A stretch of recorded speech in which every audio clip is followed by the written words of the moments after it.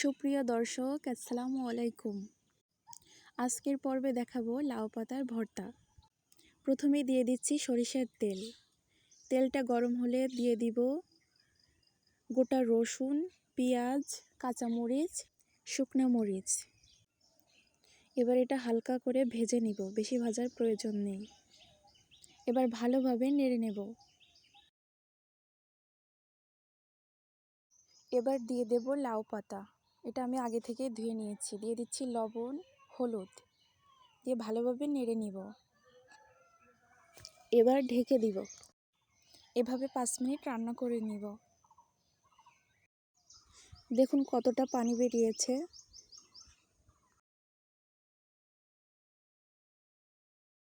ঢেকে দিয়ে 5 মিনিট অপেক্ষা করব। দেখুন সব পানি শুকিয়ে গিয়েছে। এবার ভালোভাবে একটু ভেজে নেব। উঠিয়ে নিচ্ছি। আমি পাতাটা শিলপাটায় বেটে নিব। আপনারা চাইলে ব্লেন্ড করে নিতে পারেন ব্লেন্ডারে। আমি মরিচগুলো আগে থেকে ভালোভাবে বেটে নিচ্ছি।